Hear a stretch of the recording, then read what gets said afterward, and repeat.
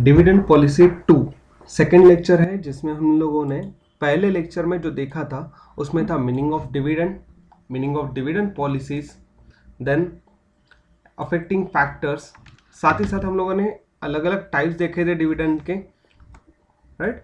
उन डिविडेंड के टाइप्स के बाद हम लोगों ने डिविडेंड प्रैक्टिसेस भी देखी थी, और उसके अलावा हम लोगों ने एडिशनली डिक्लेरेशन ऑफ डिविडेंड से रिलेटेड कुछ रूल्स एंड रेगुलेशन स्टेप्स जो होती थी वो देखी थी।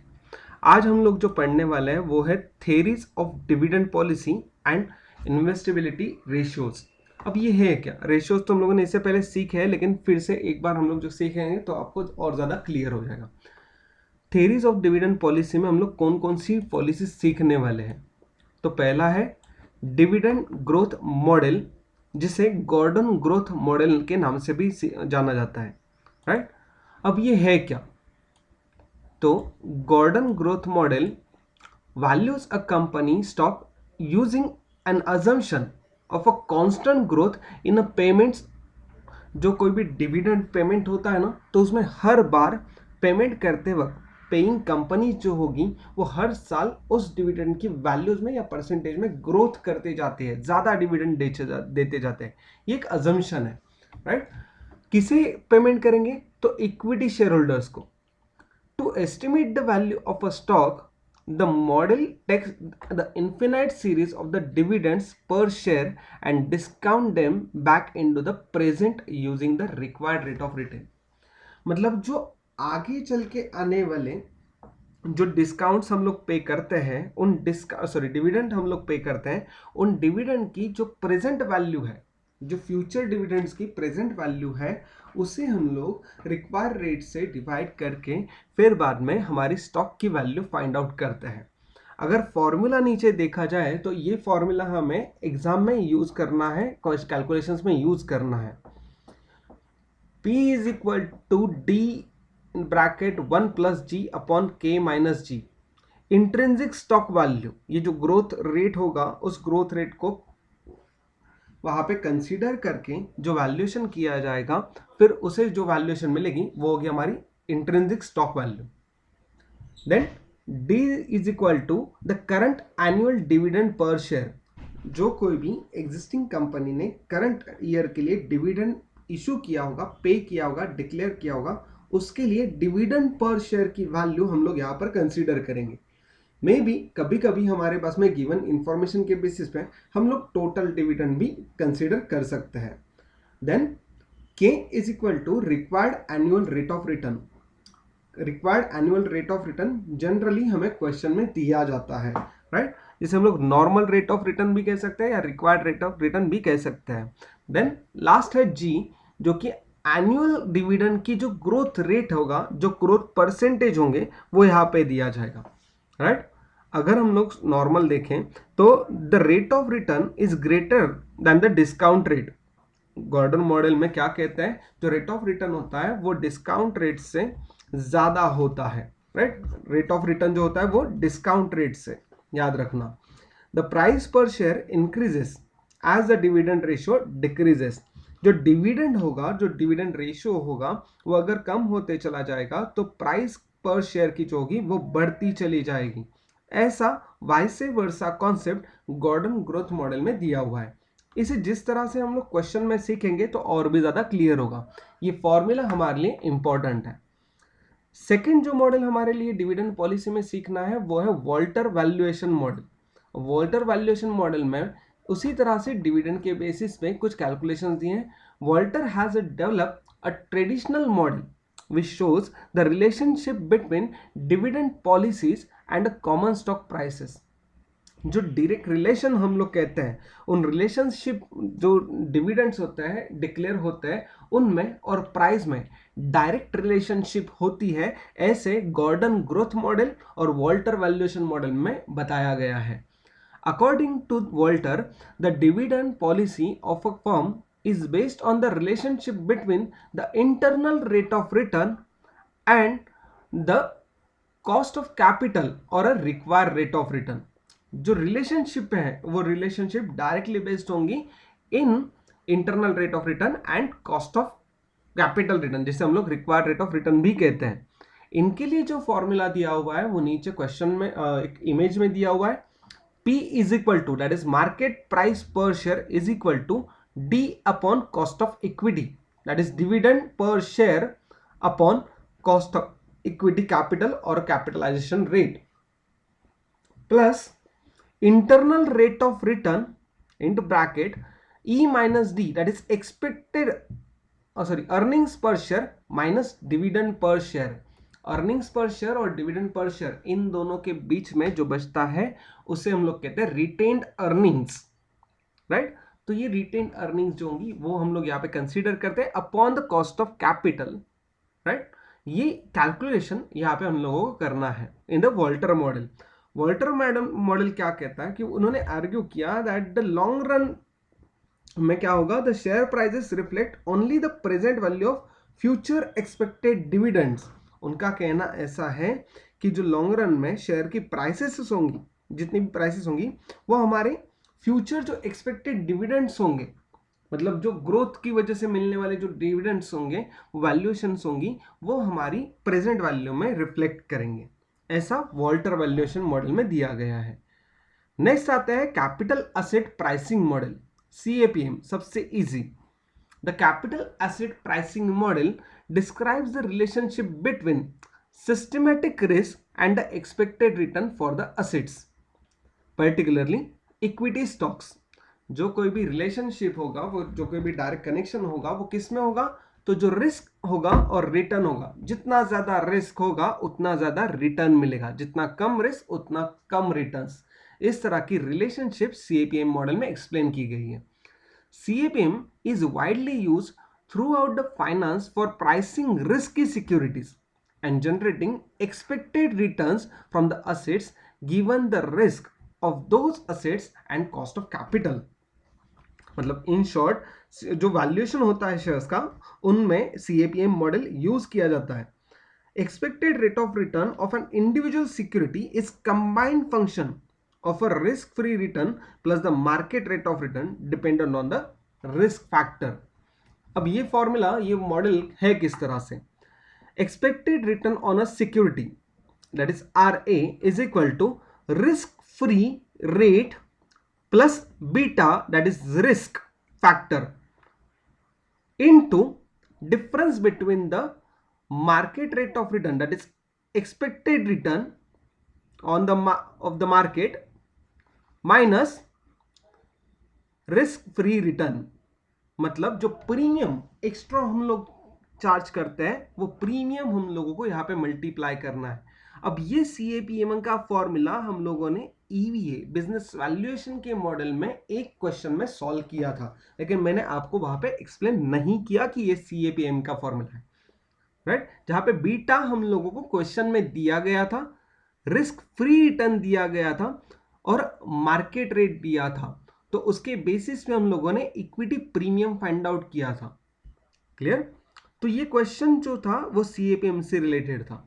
अब ये CAPM से रिलेटेड क्वेश्चंस में क्या क्या याद रखना है, expected rate of return on equity जिसे हम लोगों को कैलकुलेट करना है, risk free rate, then expected return on the mark of the market, ERR जिसे हम लोग कहते हैं.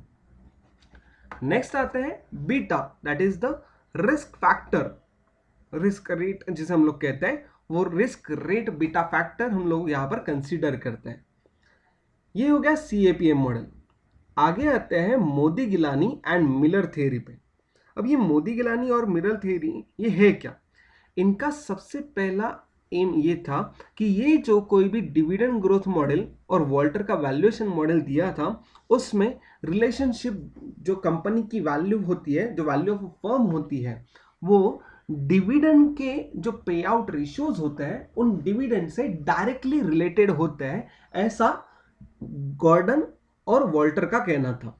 मोदी गिलानी और मिलर कहते हैं कि ये कंप्लीटली इररिलेवेंट है, इसीलिए उनकी थ्योरी को नाम दिया गया था irrelevancy theory.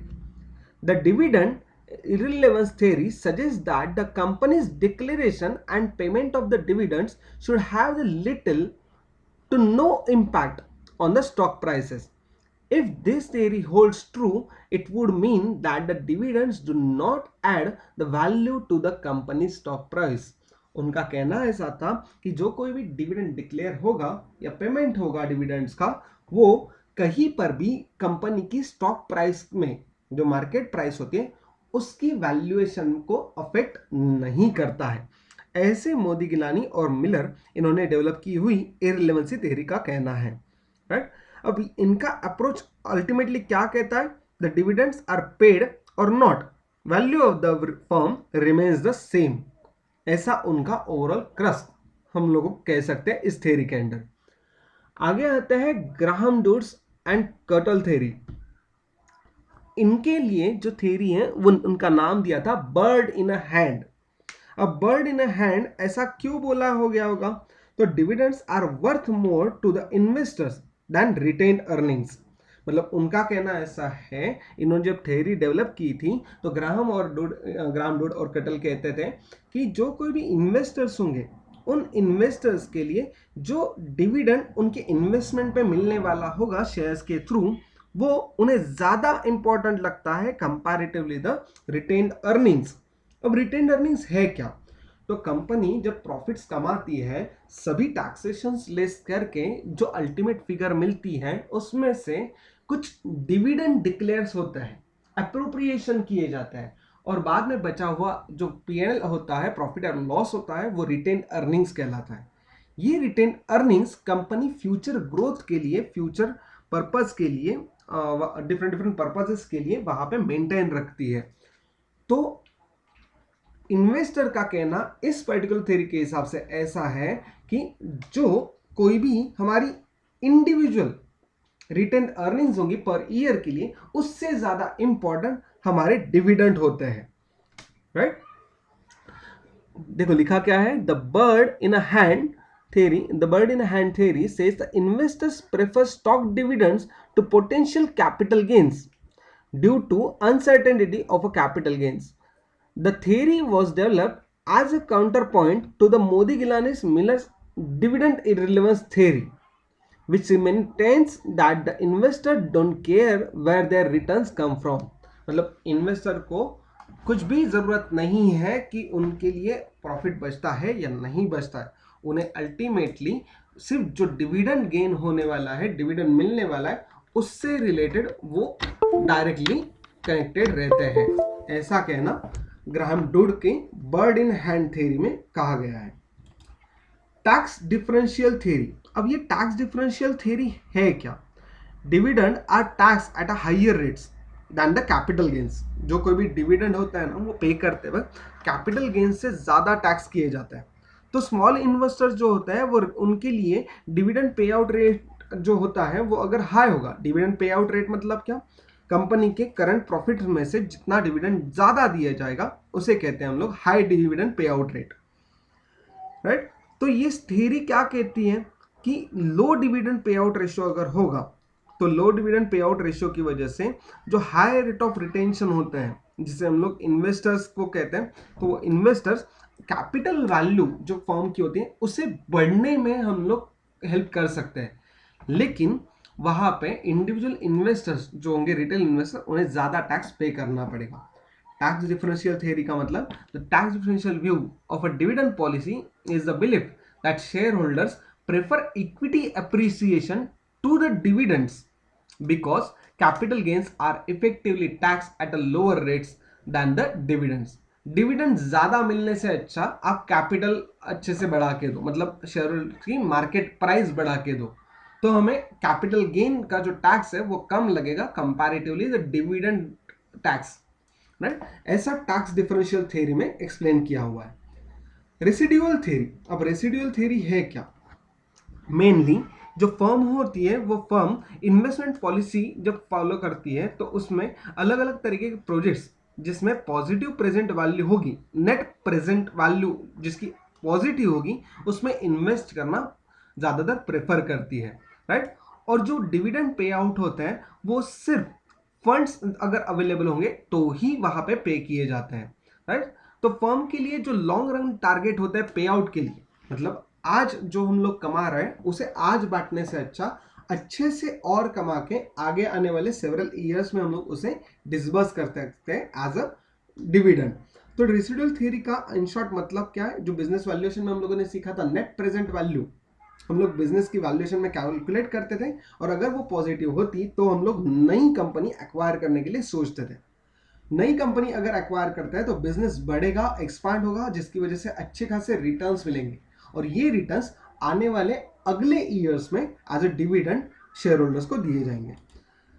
The theory suggests that the investors are indifferent to which from the return they receive from the company, whether it is a dividend or a capital gains. Under this theory, the residual dividend policy does not affect the company's market value, since investors value dividends and capital gains equally.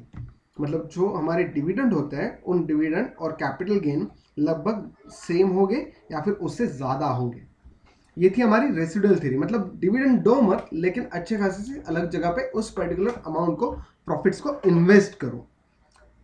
Then 100% pay out theory and 100% retention theory, ये दोनों के नाम ही suggest कर हमें clear करता है कि ये थ्योरीज किस बारे में होंगी या किस चीजों से रिलेटेड होंगी।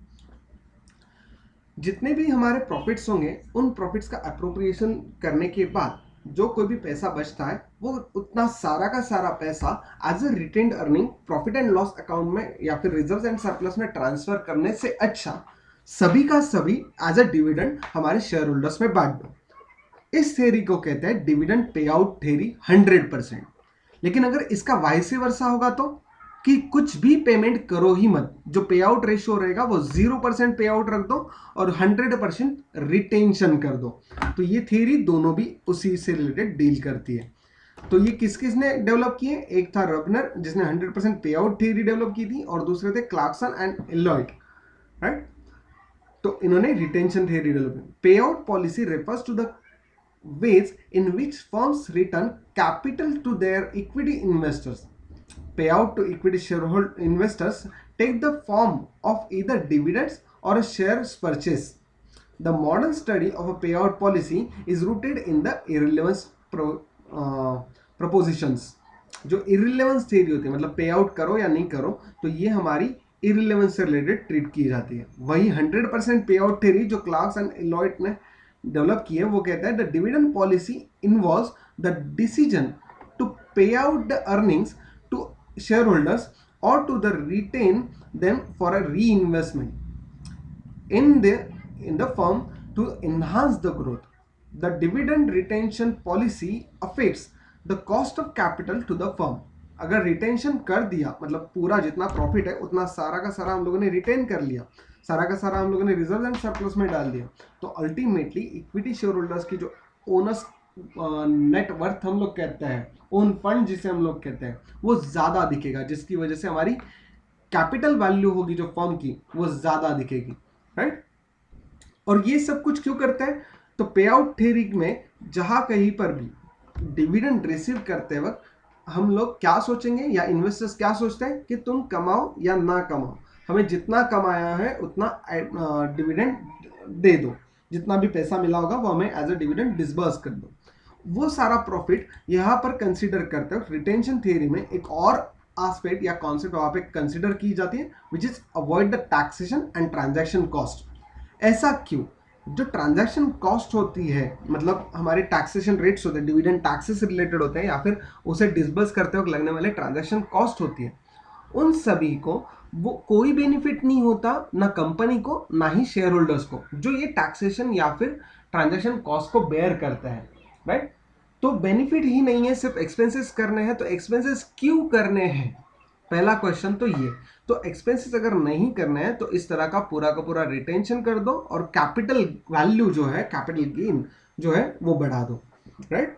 तो ये थी हमारी सभी theories, dividend growth model that is Gordon growth model, then Walter valuation, capital asset pricing model, Modigliani and Miller theory, Graham Dodd and Cottle theory, tax differential residual theory, 100% pay out theory and 100% retention theory.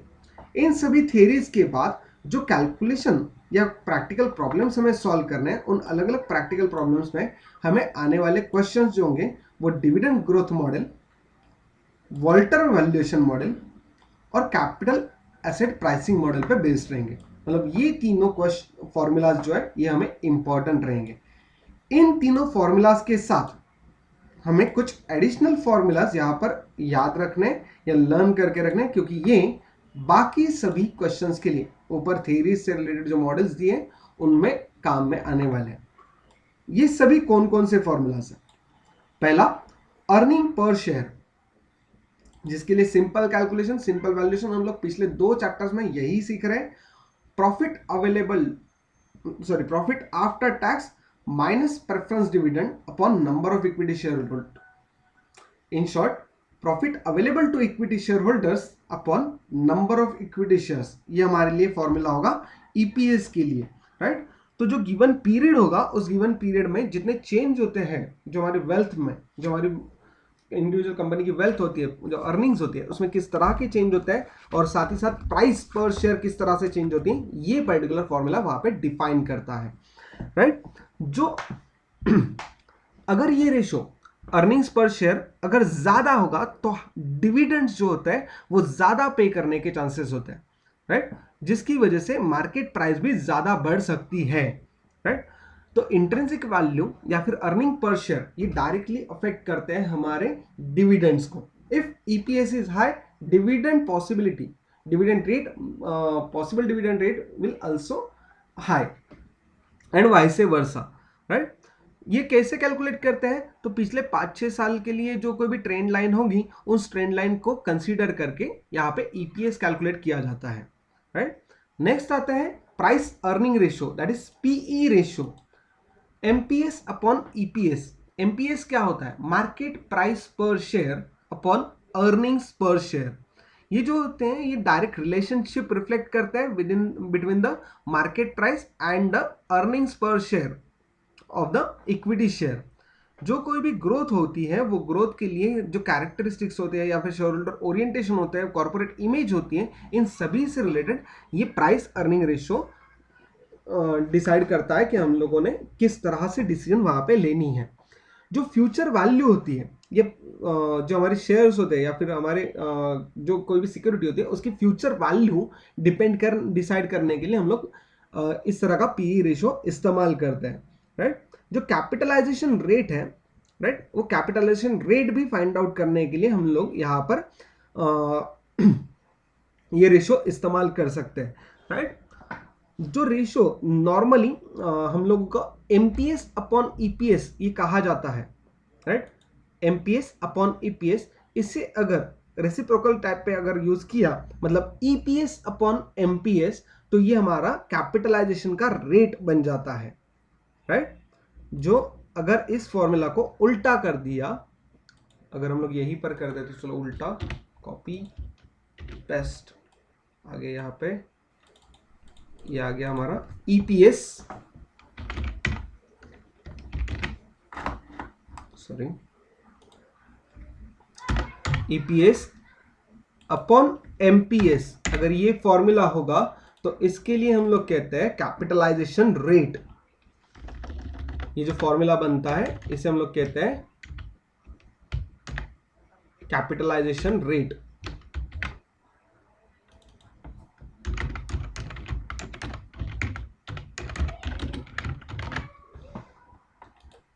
ठीक है, अगर formula उल्टा हुआ तो इसे मैं सबसे last में रखता हूं ताकि कंफ्यूज ना हो आप लोग। देन नेक्स्ट आते हैं हम लोग पे आउट रेशियो। पे आउट रेशियो हम लोगों ने थेरीज में जो 100% पे आउट या रिटेंशन सीखते वक्त सीखा था, वही पे आउट रेशियो यहां पर कंसीडर होता है as DPS upon EPS, dividend per share upon earnings per share. मतलब फॉर एग्जांपल अगर 100 रुपीज यहां पर ईपीएस अर्निंग्स पर शेयर होंगे और डीपीएस डिविडेंड पर शेयर अगर 20 रुपीज होगा, डिविडेंड पर शेयर अगर 20 रुपीज होगा, तो इस केस में 20% will be considered as dividend pay out ratio. ठीक है, 100 रुपीज 100 ईपीएस है हमारा और रुपीज 20 हमारे लिए है डीपीएस, डिविडेंड पर शेयर, ये डिक्लेयर किया हुआ है। तो ये जो रेट है, ये रेट हमें डिविडेंड पे आउट रेशियो यहाँ पर डायरेक्टली कैलकुलेट करते आ सकता है। मे बी क्वेश्चन में हमें इस तरह के रेट दिए जाएंगे और उसके बेसिस पे हम लोगों को DPS, dividend per share find out करना पड़ेगा। एग्जाम्पल के तौर पे यहां पर ₹1000 is the EPS and payout ratio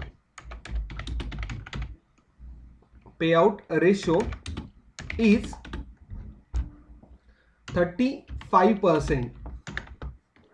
Then the DPS is equal to, that is dividend per share, is equal to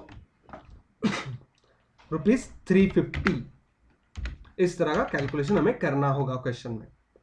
अब ये था डिविडेंड पे आउट रेशियो।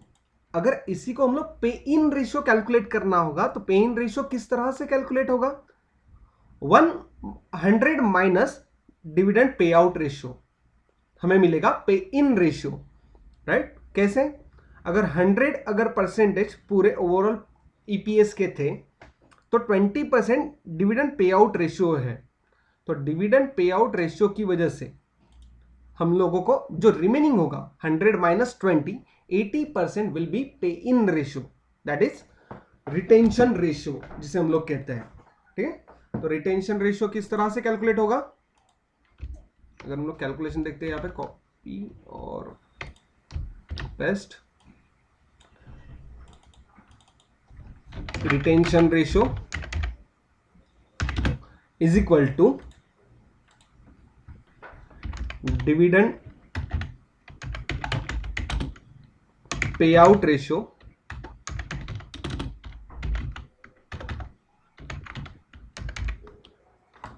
किस में से माइनस करेंगे? तो 100% में से dividend pay out ratio minus करेंगे। ये हमारा फॉर्मूला होगा for the purpose of retention ratio, right?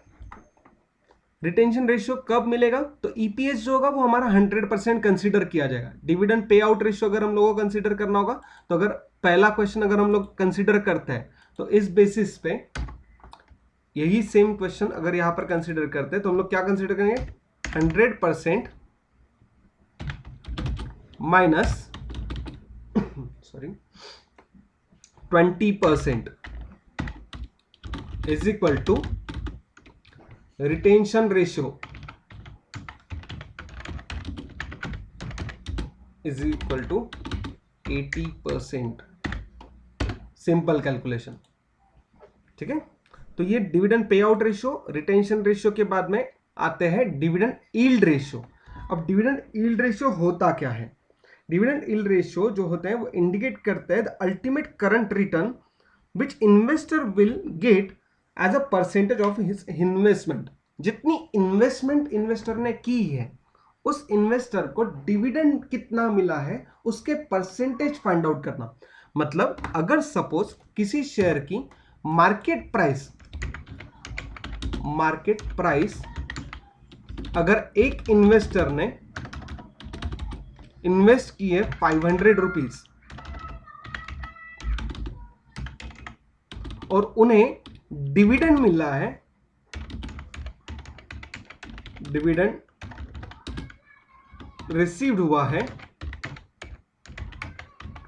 For that particular investment. Overall market price के लिए जितना इन्वेस्टमेंट की होगी उसके लिए डिविडेंड मिला था उन्हें 100 रुपीज, 100। तो इस हिसाब से जो कोई भी यील्ड होगी वो यील्ड कितनी होगी, इसे हम लोग परसेंटेज में भी कैलकुलेट कर सकते हैं या फिर रेशियो में भी कैलकुलेट कर सकते हैं, राइट?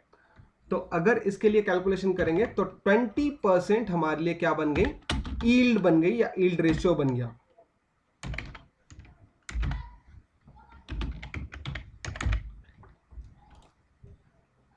नेक्स्ट आता है मार्केट वैल्यू पर शेयर। ये मार्केट वैल्यू पर शेयर के लिए हम लोगों ने फॉर्मूला लिखा था, याद होगा तो ऑर्डिनरी शेयर होल्डर्स इक्विटी मतलब net asset available to equity share holders at market value. Ordinary share holders equity, मतलब इक्विटी शेयर होल्डर के लिए जो वैल्यू अवेलेबल होगी कंपनी के बैलेंस शीट के हिसाब से, बैलेंस शीट में आने वाली different assets and liabilities valuation करेंगे हम लोग मार्केट वैल्यू पे। सो द फॉर्मूला क्या होगा, market value sorry net assets to equity share holders, equity share holders upon number of equity shares.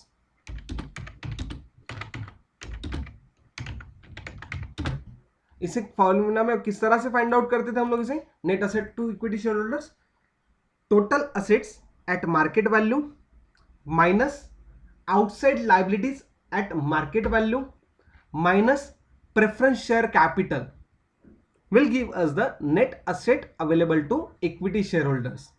ये थी मार्केट वैल्यू पर शेयर। नेक्स्ट आते हैं डिविडेंड पर शेयर। अब डिविडेंड पर शेयर किस तरह से फाइंड आउट करेंगे, total equity dividend upon number of equity shares. Dividend per share के लिए डिविडेंड किस तरह से फाइंड आउट होगा, तो जो हमारे इक्विटी डिविडेंड जितना डिक्लेयर किया जाएगा उस इक्विटी डिविडेंड को नंबर ऑफ इक्विटी शेयर से डिवाइड कर दो, राइट। तो हमें मिलेगा dividend per share. Interest coverage ratio, important one, interest coverage ratio किस तरह से फाइंड आउट किया जाएगा, तो EBIT earnings before interest and tax upon interest expenses. Interest coverage ratio का सिंपल मीनिंग होता क्या है, इनका कहना ऐसा होता है कि जो कोई भी हमारे प्रॉफिट्स अवेलेबल है उन प्रॉफिट में से जो हम लोगों ने इंटरेस्ट एक्सपेंसेस आज पर्टिकुलर करंट ईयर के लिए किए हैं, तो उस पर्टिकुलर करंट ईयर के इंटरेस्ट एक्सपेंसेस ऐसे हम लोग कितनी बार पे कर सकते हैं, how many times we can pay interest from the current year profit. ये सिंपल फाइंड करना मतलब इंटरेस्ट कवरेज रेशियो। याद रखना क्वेश्चन में अगर प्रॉफिट आफ्टर टैक्स दिया होगा तो फॉर्मूला किस तरह से बनेगा, profit after tax plus interest upon interest expenses.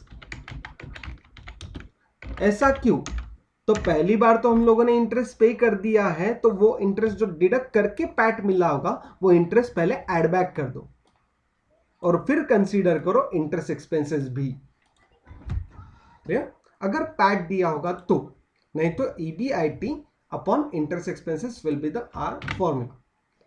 Capitalisation rate जो हम लोगों ने प्राइस अर्निंग रेशियो के लिए उल्टा किया था, राइट एवरीवन। ये सभी फॉर्मूलाज हम लोगों को यूज करने हैं इन डिविडेंड पॉलिसी के कैलकुलेशंस में, कि उनके बेसिस पे कौन कौन से क्वेश्चंस आते हैं और किस तरह से क्वेश्चन पूछे जाते हैं।